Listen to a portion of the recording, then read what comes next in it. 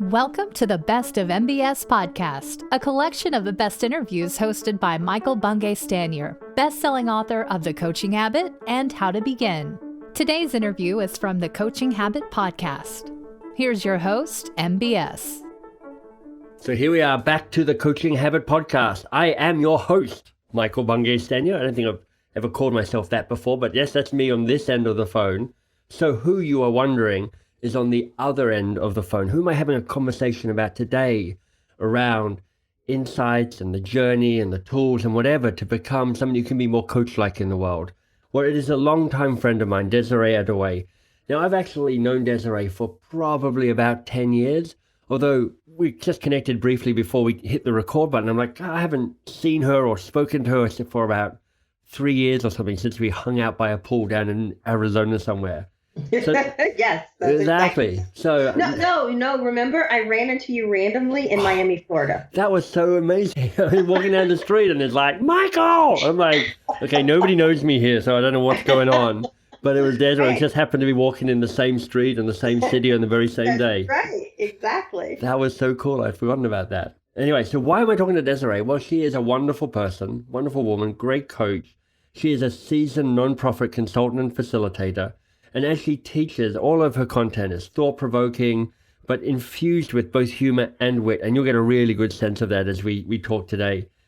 As she teaches, she really makes a point to connect with the people she works with, to create a safe space for their growth, because that's kind of the focus of Desiree's work. She's known by the people around her, the staff, the leadership, the peers, the partners, as being open, honest, and a great champion for productive conversations. And here's what I love.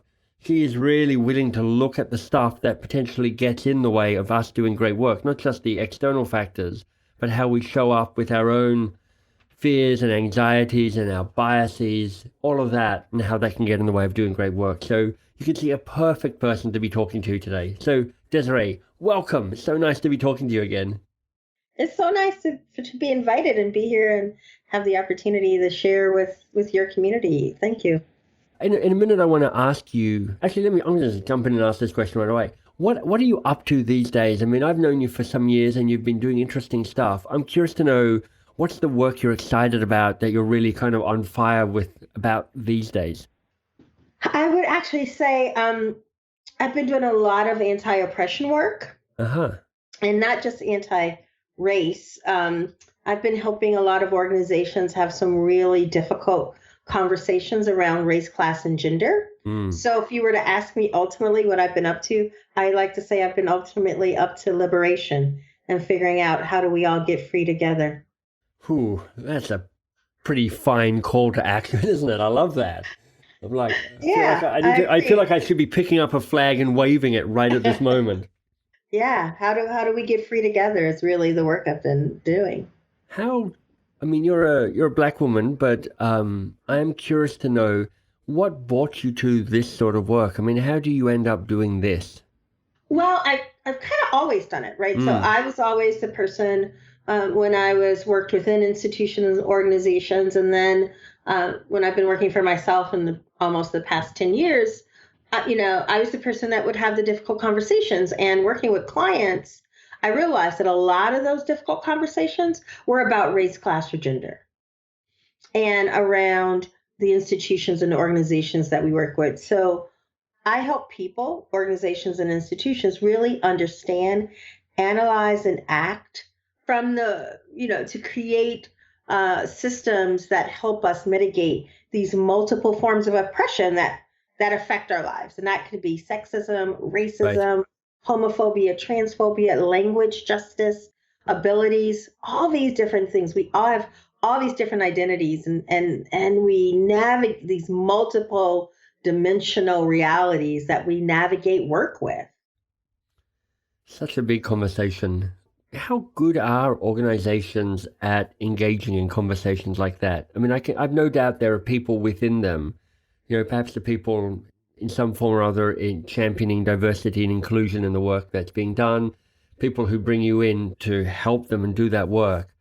But just in general, I found organizations, they're just resistant to change, right? There's this homeostasis. They're like, we like the way it's always been. So I'm just curious to know how you kind of you start that process of liberation of those conversations about oppression within organizations? Well, it has to start in leadership. I always tell folks so normally, right, the conversation comes, oh, Desiree, basically help us with diversity, help us hire. And when people say diversity, they mean it in just the most basic sense of the word, right? Mm-hmm. So what they're saying is help us hire more brown people or Right. people who have some outward diversity, right? So we can check off these boxes. Right. And that's data. Inclusion is a feeling of belonging, of shared power. And I always tell organizations, you start with diversity, but it actually ends with justice. Nice. And so I then help them to see a pathway.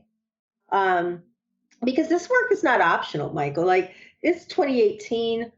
The demographics is that the country's getting browner and younger. Yep. And so organizations that don't crack this nut now will be irrelevant 20 years from now.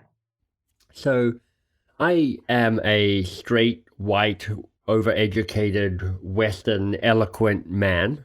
Funny man, you forgot. Oh, funny. okay. I've got a sense of humor as well. That is true. Yes.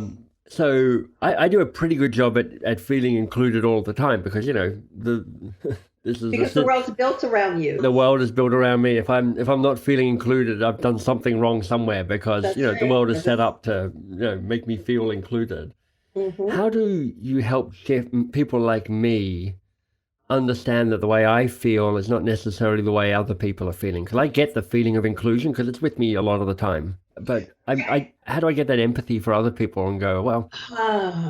How do I teach you to be empathetic? Well, first I actually have to help you.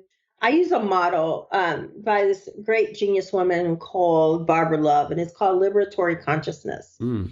And at liberatory consciousness, we really talk about the people who are the most marginalized, who are the most targeted, should always be at the center of the solution.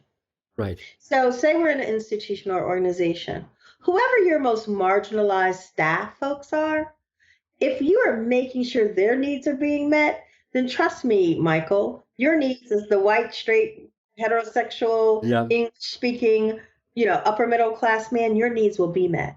Right. Love it. So we have to flip that power structure. Right. And so when we think about liberatory consciousness, it has 4 or 5 steps and awareness. So it's us understanding, doing our work, processing. How's this person not being seen, heard, or acknowledged? Yeah. Really getting an understanding of that. And then we do an analysis. What are the norms, the policies, the behaviors that are maintaining this oppressive thing for these folks? Love that. Then after that, you do action, because you cannot do the right action without the analysis. Right. Action without analysis causes harm. Right. It's just like running around like a headless chicken, but you like need a headless chicken. So then you want so from that deep analysis, you then get to do the right action, the next decision that will challenge and transform the policies and the norms and the culture. And then from there is accountability. How do we know that it's working? And how it feels to me that this is a process that takes me, as a person right at the moment, right at the heart of the way things work, kind of through a process of shifting me a little bit or a lot, so that, as you say, you get to put that person who's been oppressed, most oppressed, perhaps right at the center of the way things are run now. Mm-hmm. And, I'm all for inclusion in theory, but in practice, I don't really want to give anything up. Right, exactly. So, and this is what you have to understand, Michael. You are so privileged, right? Right. But the thing about privilege is you can give it away all day long and you will never lose it. Right. You, Michael, will never lose all your privilege. You can share it in all the amazing ways. You can wake up every morning and you can do something amazing for 18 million people. And the next day you're still going to wake up as Michael Bungay Stanier. Right. With a handful of privilege. I love that. It's a really powerful insight. It's that whole piece around that metaphor around like once you light another candle, you haven't diminished your own candle. You've just lit another candle. You don't get diminished by being empathetic. You don't get diminished by questioning the status quo. And no one is saying that difference, that by bringing in that voice that has not been heard, that you don't get a say. That's not what's being said at all. So what's at the center of this work is actually you saying, I am not going to uphold the status quo that puts me at the top of this hierarchy. Right. It's you saying, I'm actually going to be brave in my personal life, in my professional life, and I am going to push the status quo. Because you know what's at the center of keeping that status quo? No. Fear, ignorance, confusion, and insecurity. Right. It does feel a lot safer hanging out with a bunch of other straight white men, in my case. Which is why I actually tell people, if you want to be safe, I'm not the person that you work with. If you want to be brave, I'm the person that you work with. I love that.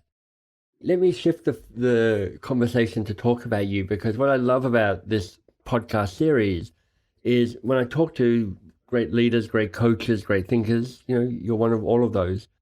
It's not just what you do and how do you do it. It's like, what's the journey you've taken to get here? And one of the questions I love is, what's the crossroad moment or moments that's brought you here? That moment where you've I could have gone left, I could have gone right, I went left, and that kind of made all the difference. I'm wondering if you have a story there to share. Well, there are a couple of things. So this has always been a part of my work.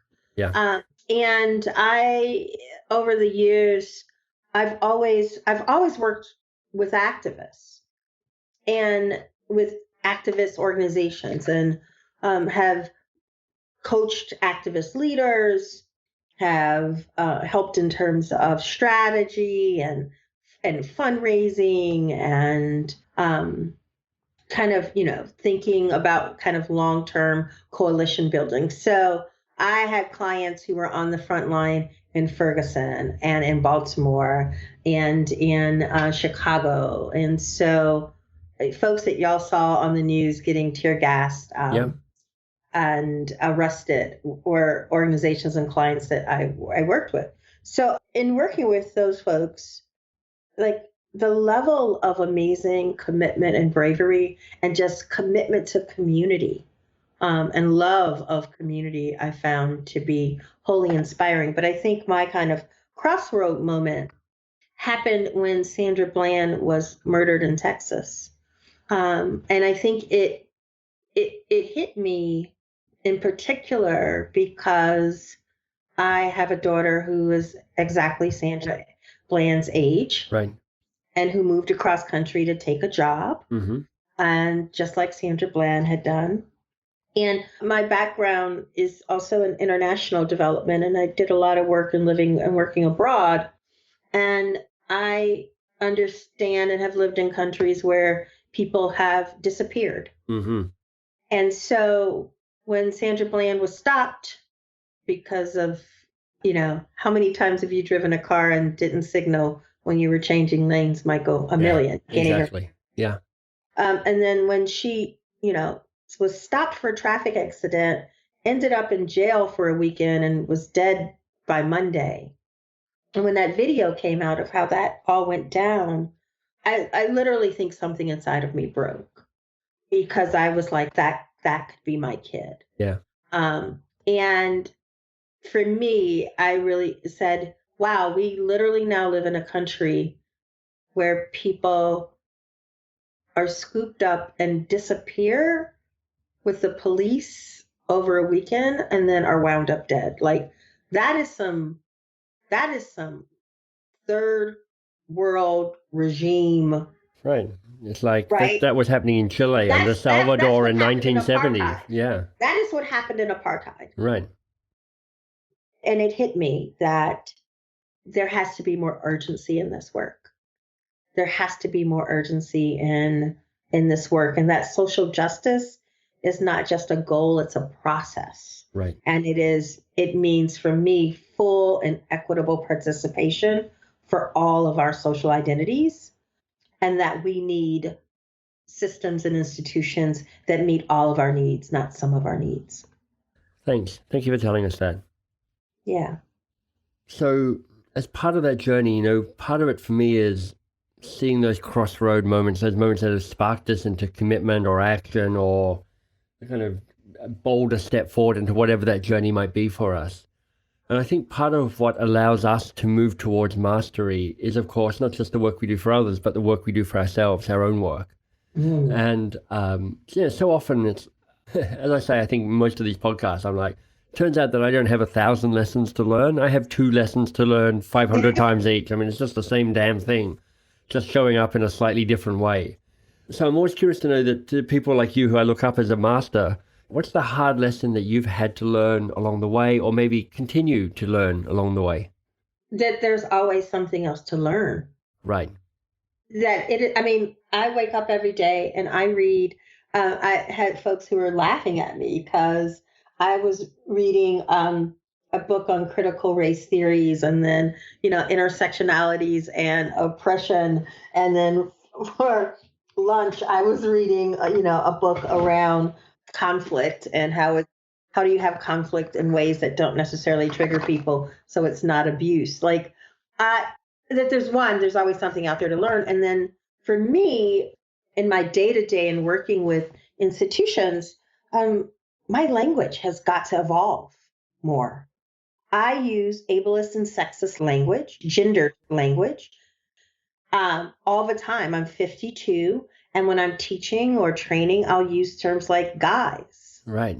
That's weird, isn't it, that one? I catch myself doing that. I'm like, hey, guys. Yeah, or and I'll say something like, they were totally blind to this. And right. And I'm like, wait, that's sexist and ableist language. And right.